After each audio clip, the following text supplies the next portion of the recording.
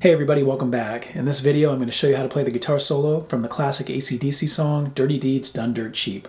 Now if you're a fan of Angus Young's guitar playing, I also have lessons on how to play both solos from Back in Black and also from You Shook Me All Night Long. So if you want to check those out, I'll put links down below. Now the first thing I'm going to do is play the entire solo for you slowly with the tabs on the screen. That way the more advanced players can get through this more quickly, and then after that for everybody else, we'll break it down note by note. Let's go.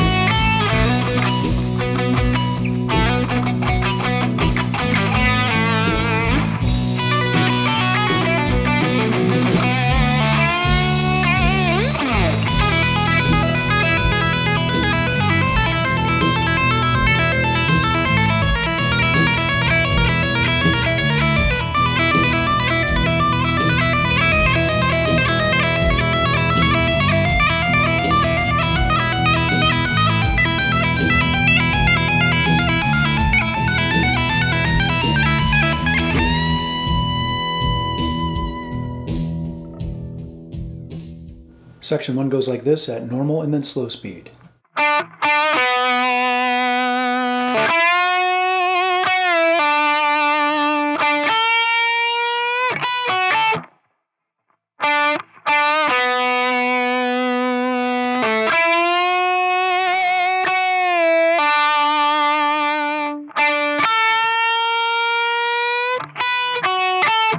Let's break that up into two boxes, and in the first one we play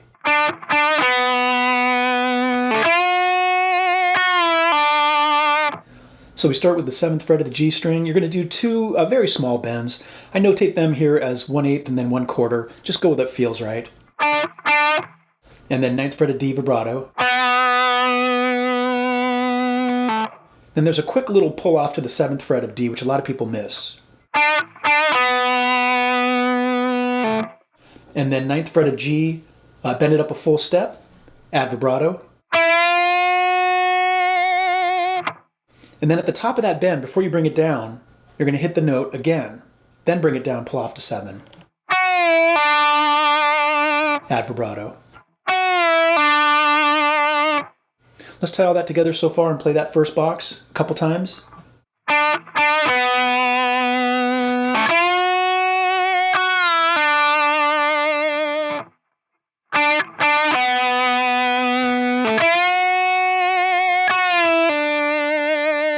Then in the second box we play. So what you're going to do is play 7th fret of G, followed by 10 of B, bend it up slowly. Now a lot of people will add vibrato to that 10th fret bend, which is not correct. I see people play it and tab it that way a lot. It just gets repeated over the years. But go back and take a listen for yourself and you can decide what sounds better to you, but I don't hear the vibrato in there. And then after that we play 7E, 7B, 10B. Okay, let's play that second box again. Again. Now a lot of people will teach or play this with a bend at the end, like this. I understand why they're doing that. It's not right. They're actually confusing what's happening at the beginning of the next section, which I'll show you right after this. But first, let's tie those two boxes together and play section 1 one more time, slowly and then at normal speed.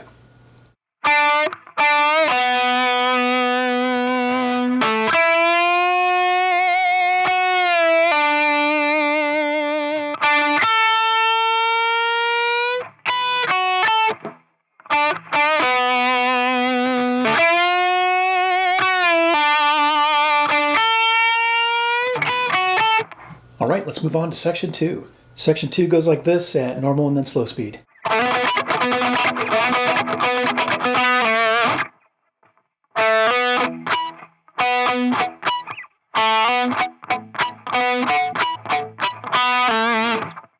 Now, I wouldn't get hung up on trying to play it exactly the way I tabbed it, and I'll show you in a minute the way I would approach it. That said, you guys know, if you've been here before and you watch my lessons, I always do not rely on the same old broken tabs that have been circulating for years that everybody uses. Instead, I always do my own analysis and create my own tabs by taking the original song and slowing it down with my software so I can hear every single note. And so I've tabbed it exactly the way I heard it. But again, let me show you it. I'm going to talk it through and then I'm going to tell you how I approach it. So we'll break it up into 2 boxes, and in the first one we play slowly. So what we're doing here is we're starting with a quick slide from 7 to 9 on D. Now, in the last section where I said a lot of people add a bend at the end, that would be, where you play like that. Those are the same notes as, okay, it's just 1 octave lower. So a lot of people get confused by that. But if you go back and you watch Angus play live, even though he always improvises, or never plays it just like the record, you'll see that he always does this, like sliding up into it. All right, so after that slide, then you have a little string scratch, and then 9th fret of G, it's like a artificial harmonic, really, or I'm sorry, a natural harmonic at the 9th fret, okay? And then after that, we play 9th fret of D twice, followed by a string scratch, and then again, 9th fret of G with that natural harmonic, okay? And then in the second box, once again, you're going to quickly slide from 7 to 9, and then 2 string scratches on D and then 1 on G. Again, you heard the harmonic pop out there. If it does, don't worry about it. And then 9 of D, another string scratch on D, and then 9th fret G harmonic, and then string scratch on D and then G, and then 9, slide to 7.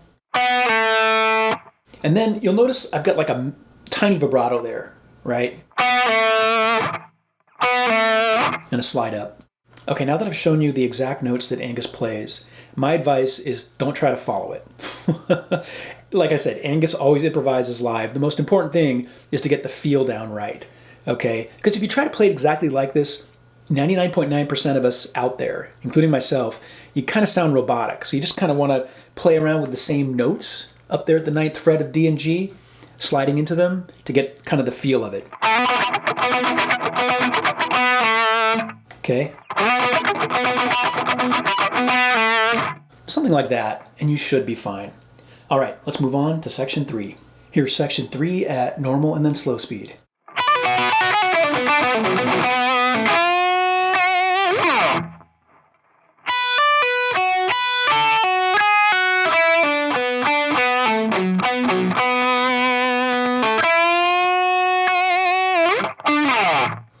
Let's break that up into 3 boxes, and in the first one we play slowly.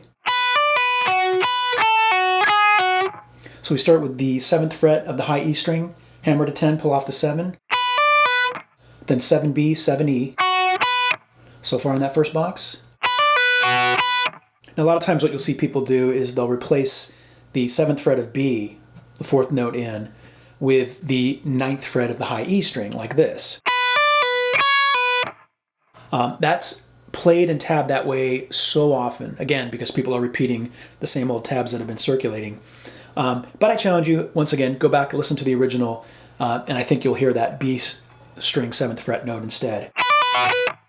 And then after that, you're going to play 10 on B, pull off to 7, 9 on B, pull off to 7. Okay?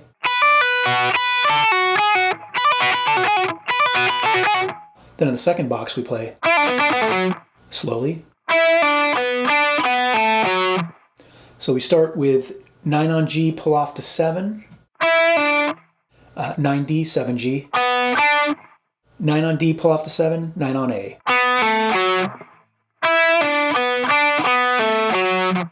Then in the final box we play slowly.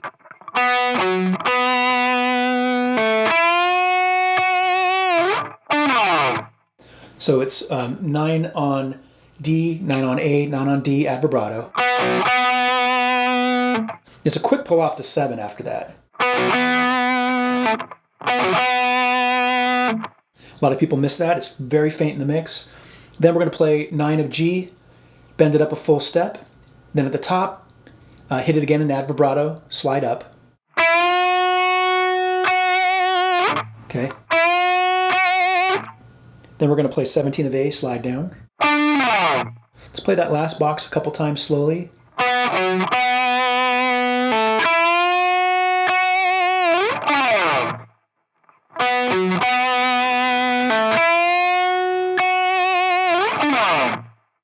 All right, let's tie all 3 boxes together and play section 3 one more time, slowly and then at normal speed.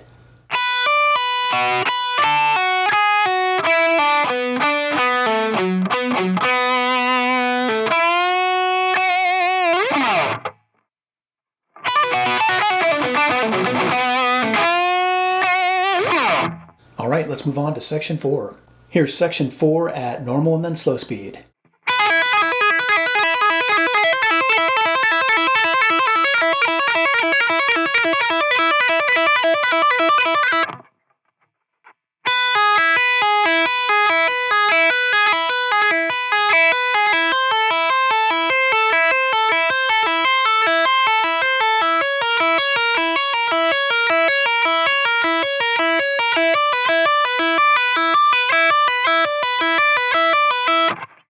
Okay, now let's simplify things with the tabs here. It'll be easier to learn this way. So first you're going to play 7 on high E, pull off to 4, pull off to 0. Then you're going to hammer back onto 7, pull off to 4, pull off to 0. Okay, so you're repeating it. Okay, so you do that movement 8 times, only picking the first note.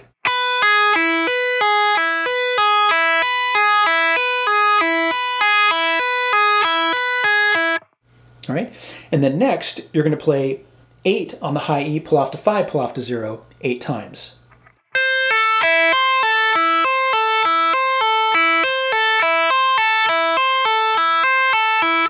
Now let's string together the 7-4-0 8 times and the 8-5-0 8 times. And again, you're only picking the very first note, the 7th fret note, okay? After that, it's all hammer-ons and pull-offs.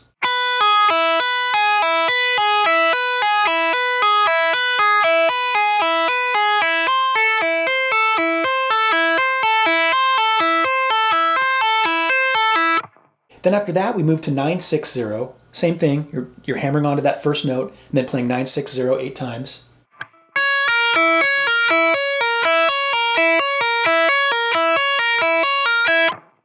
And then 10-7-0 8 times.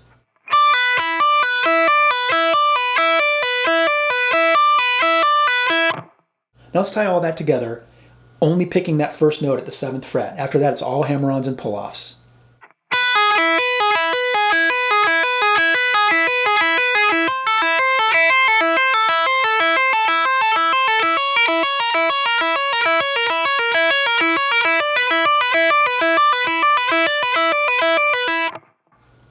Now, oftentimes you'll see people approach this other ways where they might, for example, pick the 7 note every time, and then the 8 note every time, and then the 9 note every time, like this.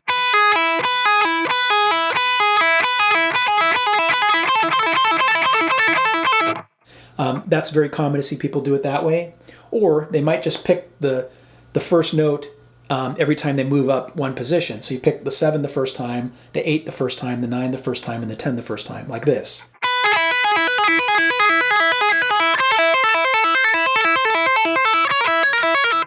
Any of those approaches are going to sound fine, okay? But the reason I only pick the first note in the sequence of all of it is because once we get into the next section where we're doing more hammer-ons and pull-offs high up on the neck, you can hear the notes are not as loud, which is going to be the case if you're hammering on and doing pull-offs as opposed to picking some of the notes. All right, let's play section 4 one more time, slowly and then at normal speed.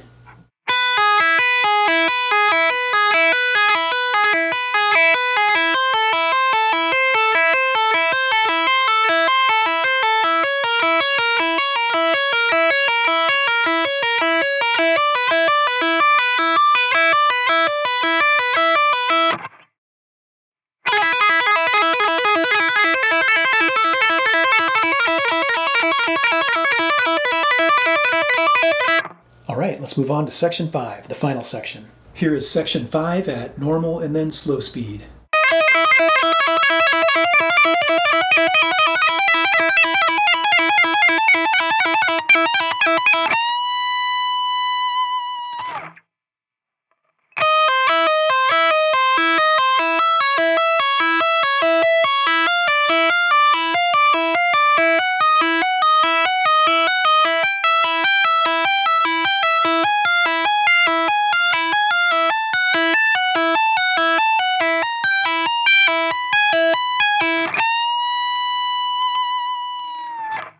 Now with section 5, we're going to continue with more of those hammer-ons and pull-offs, but this time we're going to be doing primarily 4 repetitions instead of 8. So for example, we start with 11-8-0 4 times. Now I should clarify that you're not picking the first note in this section, the 11th fret. It's a continuation of those hammer-ons and pull-offs you were doing in the last section. So you had pulled off to the open string at the very end. Now you're hammering on to the 11th fret of the E string to start this one before pulling off to 8, pulling off to 0. Before moving to 12-9-0, 13-10-0, 14-11-0, 15-12-0, 16-13-0, 17-14-0. Then we're going to move to 18-15-0 twice, followed by 19-16-0 twice. Now again, I want to call out here the fact that Angus was just doing hammer-ons and pull-offs and he wasn't picking any of these notes as he moved those hammer-ons and pull-offs up the fretboard. And I think you can hear that in the original solo because as Angus gets higher on the fretboard doing those pull-offs and hammer-ons, the notes aren't projecting as loud. They would be if he was picking notes as he was proceeding up. So keep that in mind. The other thing I want to call out is once we get to the position of 17-14-0, people will often play that a lot of different ways, and admittedly it's very, very hard to hear exactly what's going on there, even if you slow it down and try to EQ it, because the vocals come in over it. And again, Angus is using even less gain than me, so he's up there, and the notes are really dying out. So what a lot of people do is once they get to 17-14-0, they just finish with that, like they play it 8 times. And some people do what I do, and they move up a little bit. It's totally up to you what you want to do. Either way, you should be fine. And then finally at the very end, we've got that bend up at the 17th fret, the high E string. Hold it for a little bit, add vibrato, come down. Now let's tie everything together and play section 5 one more time, slowly and then at normal speed.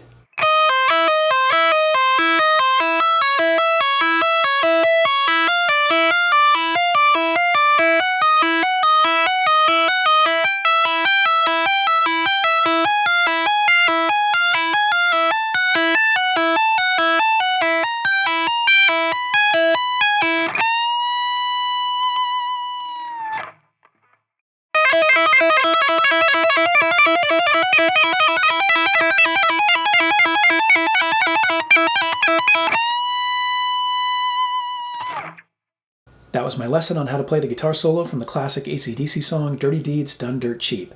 If you found it helpful and or informative, I would appreciate a thumbs up, and please hit that subscribe button if you want to catch more content like this in the future. And if you have any questions or comments, leave them down below, and I will attempt to answer them as time allows. Until next time, rock on.